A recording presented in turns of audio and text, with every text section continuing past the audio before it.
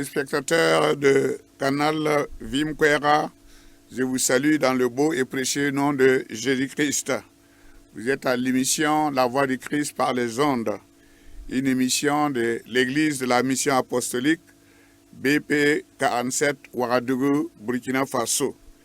Et ce jour, nous voulons parler d'un thème assez particulier, de la manière dont Dieu utilise les situations pour créer la vie, pour créer un exaucement dans la vie des hommes sur la terre. Rien n'est impossible à Dieu. Donc le thème de ce jour, c'est, j'ai intitulé cela « Le côté ». Qu'est-ce que cela veut dire? C'est-à-dire, c'est à côté, mais il y a la vie que donne Dieu. S'il apparaît, quelle que soit ta position, centrale ou à côté, devant ou derrière, Dieu est capable d'intervenir et de changer la vie d'un homme, la vie d'une femme.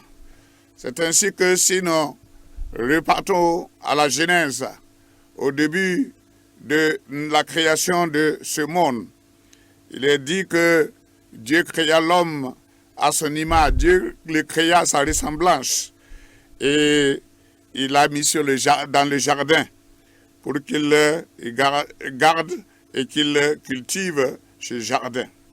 Mais avant l'homme, il avait créé les animaux, les arbres, et Dieu avait donné la responsabilité à l'homme de nommer tous les animaux. C'est ainsi que l'homme a nommé tous les animaux avec le nom, par son inspiration, par son imagination. Mais il s'est rendu compte que les animaux étaient en couple. Ça veut dire mâle et femelle. Lui, il était seul. Et c'est... Alors, on va demander à Dieu, il faut que lui, il ait un vis-à-vis. Il faut qu'il y ait aussi une compagne. Et la parole de Dieu dit dans Genèse 2, 22, que l'Éternel Dieu forma une femme à partir de la côte qu'il avait prise à l'homme et il la menait vers l'homme. Dieu a pris la côte de l'homme, et la côte c'est surtout un côté de l'homme. Ce n'est pas au centre de sa poitrine, ce n'est ni derrière. Cela veut dire que Dieu peut prendre une partie de votre corps, ce que vous croyez central. Lui, il peut prendre du côté où il veut. Et là, il a pris de côté. Et c'est de là que est sortie la vie.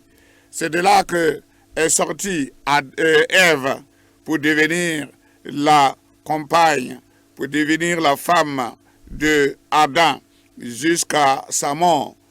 Ainsi donc, que ce que Dieu ne peut point faire, tu peux être à côté, mais sache que Dieu peut t'utiliser pour que tu deviennes une pièce centrale dans ta vie, dans ta communauté, dans ta famille.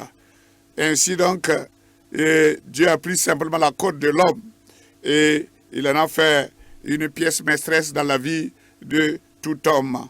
C'est pourquoi Dieu dit que l'homme quittera son père et sa mère et s'attachera à sa femme. Et les deux deviendront une seule chair. Donc la femme devient un élément central, même si elle est issue du côté de l'homme. Voilà comment Dieu peut utiliser un élément dans la vie de tout un chacun qui semble de côté, qui semble insignifiant, pour en faire une pièce maîtresse. Deuxième élément que nous pouvons partager ensemble, toujours dans Genèse 6, verset 16. Il est dit, tu feras une ouverture de l'arche et tu la feras d'une 50aine de centimètres depuis le haut. Ici, nous parlons de l'arche de Noé, quand Dieu a décidé de détruire la terre, parce que la terre était envahie par le mal. Tout homme était enclin envers le mal. Et Dieu a décidé, mais il a trouvé grâce aux yeux, Noé a trouvé grâce aux yeux de Dieu. C'est pourquoi Noé et sa famille ont été préservés. Mais nous allons voir comment Dieu a fait construire l'arche et comment tout a été placé pour donner la vie et préserver la race humaine et la race des animaux. Il est dit, tu placeras une porte sur le côté de l'arche. Voilà encore la porte du côté de l'arche, pas dans sa partie centrale, pas ni devant ni derrière, mais de côté encore.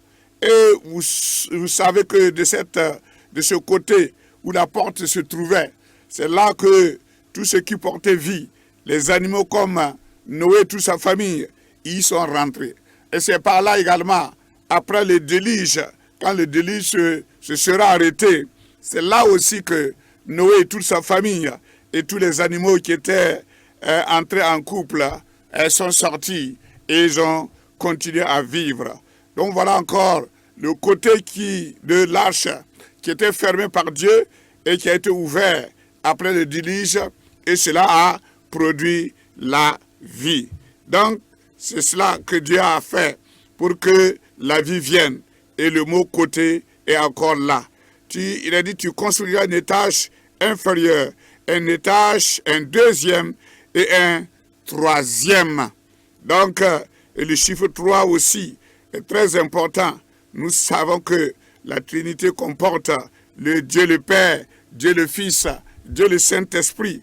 Et les trois sont ensemble, inséparables, comme l'arche de Noé qui a donné la vie à la suite de l'humanité. Donc c'est important de comprendre ces choses-là, que même si quelque chose semble insuffisant, semble inconsidéré, Dieu peut utiliser cela et en faire un élément central pour que la vie vienne. C'est pour te dire, qu'est-ce que Dieu ne peut pas faire? Il peut tout faire parce qu'il est le Dieu de la création. Si nous allons dans Marc 5, verset 1, c'est encore là une histoire qui nous relate la vie de Jésus avec ses disciples. Et là, à un moment donné, Jésus a dit à ses disciples, allons à l'autre rive, disons, allons de l'autre côté du lac. C'est ainsi qu'il est écrit au verset 1 du chapitre 5 de Marc. Ils arrivèrent sur l'autre rive du lac, dans le pays des Gadaréniens. Et dès que Jésus fut hors de la barque, un homme vient à sa rencontre. Il sortait des tombeaux et il était animé par un esprit impur. C'est d'un côté du lac également. Et peut-être que beaucoup de gens n'avaient pas l'habitude d'y aller parce que certainement la réputation de cet homme, le témoignage de cet homme qui était terrible, a fait que beaucoup certainement ne visitaient pas cette contrée ou en tout cas n'allaient pas de ce côté du lac. C'est pourquoi Jésus, sachant ce qu'il devrait faire, a traversé le lac avec ses disciples. Mais si vous lisez dans le chapitre 4 de Marc, vous verrez qu'il y a une tempête qui s'est levée pendant qu'il devait se diriger vers ce côté-là. Ça veut dire que avant que les bonnes choses ne viennent, parfois vous allez rencontrer des difficultés, vous allez rencontrer des épreuves, vous allez rencontrer des obstacles.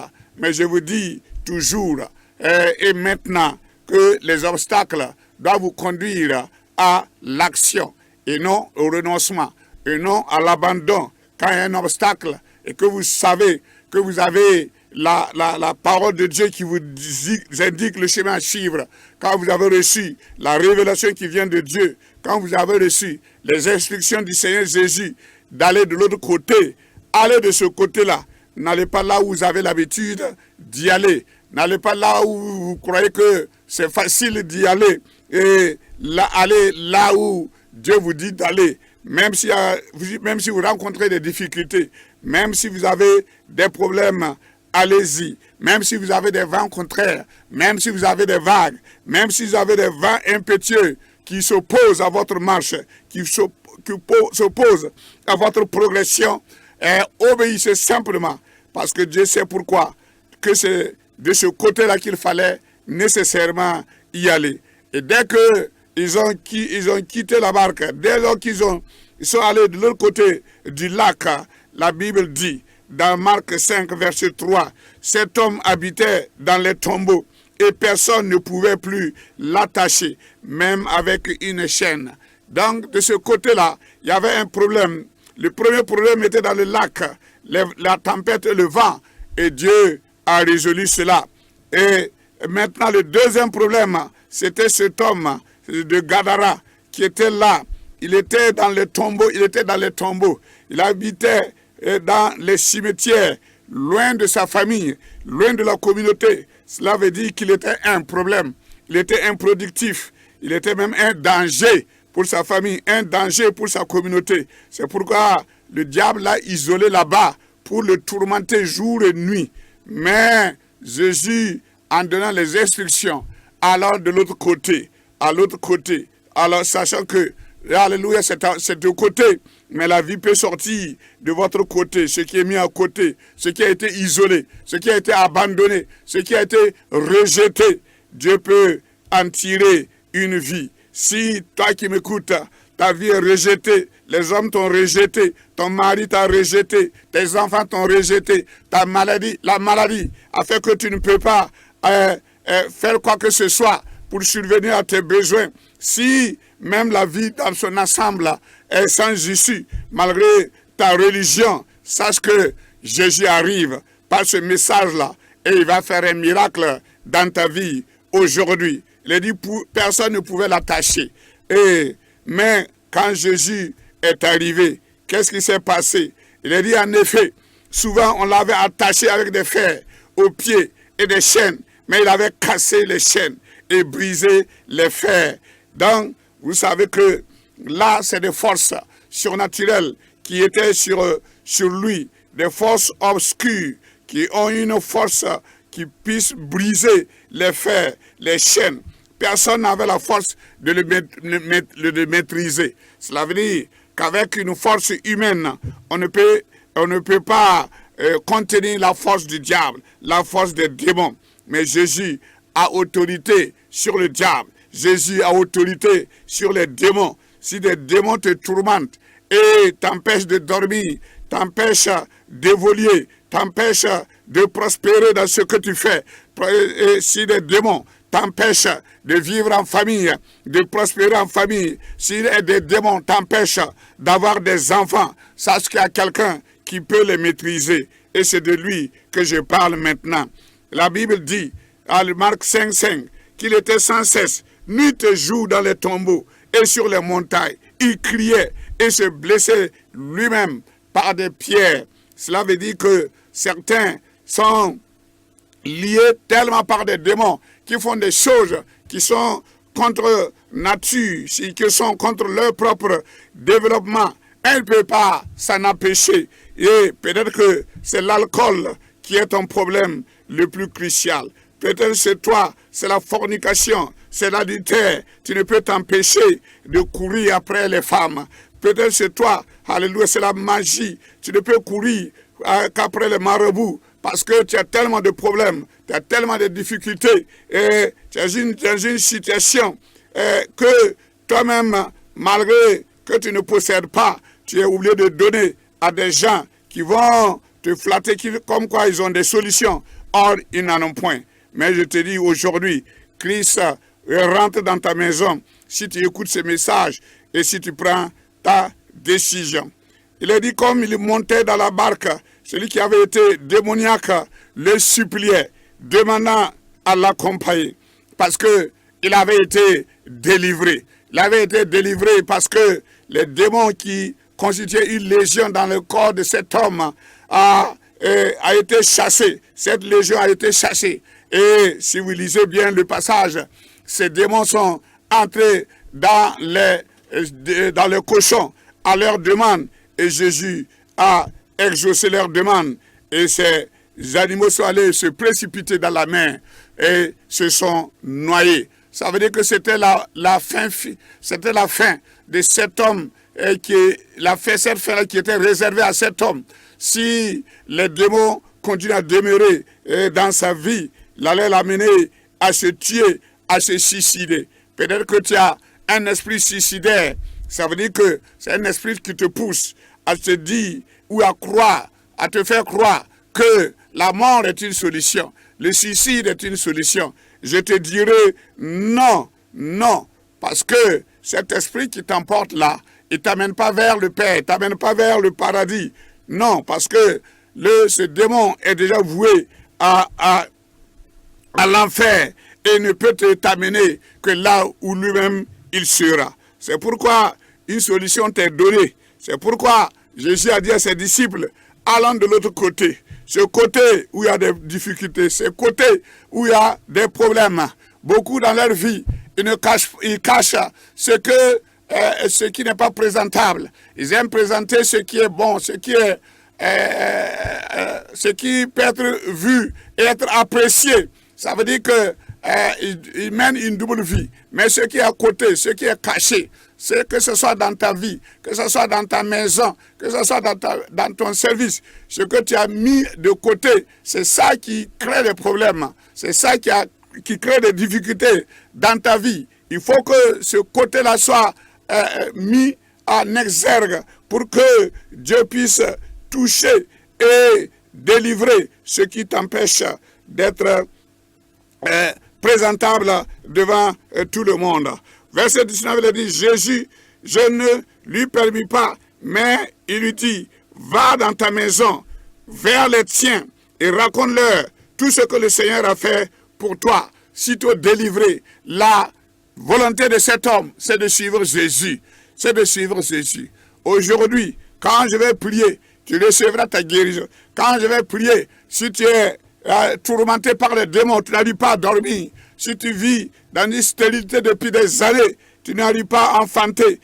Si tu as de fausses couches, alléluia, de ta femme, alléluia, Dieu va te délivrer, Dieu va te sortir de cette situation. Maintenant, la condition pour demeurer dans le salut, pour demeurer dans la protection de l'Éternel, il faut que tu suives Jésus ou que tu t'engages au ministère en donnant entièrement ta vie à Jésus. Et cet homme, sitôt délivré, voulait suivre Jésus et continuer avec le ministère de Jésus. Mais Jésus lui a dit, va raconter dans ta famille, dans ton village, ce que l'Éternel a fait pour toi. Parce que tout le monde le craignait, tout le monde le fuyait, tout le monde le rejetait. Mais quand Dieu intervient, il change la situation. Il change les difficultés en opportunité. Et il change l'impossibilité en possibilité. C'est pourquoi, toi aussi qui tu m'écoutes aujourd'hui, tu peux faire cette expérience-là et quitter la situation de rejet, la situation de mise à côté pour rechercher la voie de Dieu.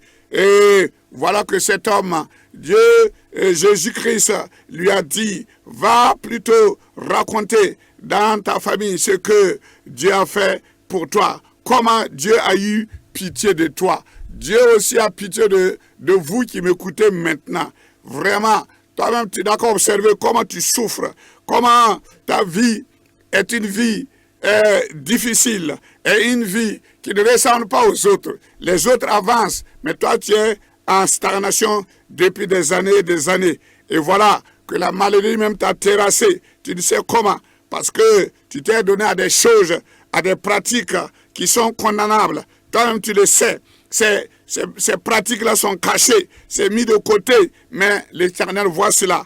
Et voilà que cet homme-là, qui a été délivré, qui voulait suivre Jésus, Dieu lui a donné la possibilité d'aller témoigner. Et toi aussi, c'est sûr, ici, là, si tu écoutes cette parole-là, et si tu l'acceptes et tu mets cela en pratique, toi aussi, tu vas témoigner de la bonté de Dieu, de la miséricorde de Dieu. Et voilà que cet homme, subitement, il est devenu un évangéliste quand il a été libéré des démons, libéré de la maladie, libéré du rejet. Il s'est vu, en tout cas dans la position de pouvoir aller donner ce témoignage. Et le témoignage, c'est Dieu qui donne la puissance, c'est Dieu qui donne à chacun la capacité par le Saint-Esprit de rendre témoignage de ce que tu étais avant de connaître Christ, de ce que tu es devenu et de ce que tu puisses maintenant être utile pour servir le Seigneur. La Bible dit qu'il s'en alla et se mit à proclamer dans la Décapole tout ce que Jésus avait fait pour lui. Son témoignage est vrai parce que les gens l'avaient vu dans le cimetière, les gens l'avaient vu enchaîné. Les gens avaient vu se grattant la peau avec des pierres, et se torturant lui-même et criant toute la nuit sur les montagnes, dans les vallées, et tout le monde se cachait dans sa maison parce que personne ne voulait rencontrer cet homme-là. Mais voilà que cet homme, délivré des démons et connaissant Jésus-Christ comme son sauveur et Seigneur, il est revenu et il a témoigné. Et les gens ont vu de façon visible, sans les chaînes, sans les démons en lui. Et il a dit que tout le monde était dans l'étonnement. Si tu viens à Christ, il y aura toujours un étonnement. Il y aura toujours un changement. Il y aura toujours une amélioration. Une amélioration parce que la transformation sera profonde. Elle n'est pas superficielle. Et tout ce qui te retenait, te sera débarrassé. Donc, allons voir en quoi le mot côté encore peut nous enseigner en beaucoup de choses. Concernant la vie de Jésus-Christ lui-même. Jésus-Christ lui-même, il a été cloué à la croix. À la croix parce que c'est la mission qu'il devait faire. Parce que l'homme, depuis la création dont j'ai parlé, il a écouté la voix du diable qui s'est mué en serpent pour pouvoir séduire Ève et séduire en même temps Adam. Et là, le péché est entré dans le monde et la Bible dit que le salaire du péché, c'est la mort. Et que faire alors pour échapper au châtiment? C'est ainsi que Dieu a offert son Fils, Jésus-Christ de Nazareth, qui est venu sur cette terre-là. Il a marché comme vous et moi, mais il a été sans péché. C'est pourquoi il était l'agneau valable pour mourir à la croix et nous sauver de tout péché. Mais voyons comment ça s'est passé à la croix. Il est écrit que dans Jean 19, verset 34, que un des soldats lui transporta le côté et avec une lance et aussitôt l'en sortit du sang et de l'eau. Voilà encore un mot côté qui ressort d'ici. De son côté, de l'eau et du sang sont sortis. Vous savez, j'ai envie de dire que c'était vraiment l'accouchement de l'humanité. Et toute femme qui accouche, il y a du sang et de l'eau. Et en cela, il y a la vie qui est sortie. Et de là aussi, nous voyons que le sang et l'eau qui représentent, alléluia, l'alliance de Dieu pour nous laver de tout péché. Et l'eau qui lave de tout péché et qui est aussi le symbole du Saint-Esprit nous amène en communion avec Dieu. Donc, c'est pas de ce côté encore que quelque chose est sorti. Et cela donne la vie. Cela donne la vie. C'est pourquoi à la croix, nous sommes sauvés. À la croix, nous avons été pardonnés par le sang coulé. Alléluia. Et nous voyons que c'est encore de ce côté qu'il a été transpercé. Et voilà que nous avons reçu la vie. Vous pouvez continuer cette étude et voir comment Dieu peut utiliser ce qui est à côté pour faire ce qui est important. Voilà, donc nous allons prier. Et premièrement, je voudrais que tu puisses reconnaître la situation dans laquelle tu te trouves. On t'a mis de côté dans la vie. Ta vie ne ressemble à aucun autre. Mais par ce message, Jésus a vu ta mise à l'écart et veut te donner la vie et te ramener au centre de ton existence pour ta vie, pour que ta vie ait un sens avec lui. Reçois-le maintenant et convertis-toi pour que ta vie ait un sens, comme cet homme de Gadara, comme Ève qui est sortie du côté de Adam. Elle est devenue la femme de Adam, comme les animaux et Noé qui étaient entrés par la porte à côté dans l'arche sont ressortis et ils ont vécu pleinement leur vie pour que l'humanité se poursuive. Toi aussi, veux-tu recevoir cela? Je vais prier. Père éternel, pour celui qui m'écoute maintenant, je te demande, Seigneur, au nom de Jésus, de l'éclairer, Seigneur, parce que, Seigneur, dans ton royaume, il est comme mis de côté, parce qu'il ne te connaît pas encore. Mais ton esprit le touche maintenant, afin que, Seigneur, il puisse être, alléluia, un membre important, un membre participant au royaume, parce que le salut rentre dans sa maison même. Dieu vivant de gloire, éclaire-le, Seigneur. Donne-lui, Seigneur, un signe dans sa couche. Seigneur, que ces paroles qu'il a entendues aujourd'hui l'amènent à réfléchir et à prendre une décision. Nous prions encore. Le diable a tout détruit et t'a mis à l'écart de la société, te laissant avec la maladie, les démons qui te tourmentent jour et nuit. Tu as des cauchemars, tu n'arrives pas à dormir, des échecs dans tes projets, la pauvreté en tout genre. Dieu te délivre et te guérit pour que tu sois utile et que tu le serves. Je vais prier pour toi.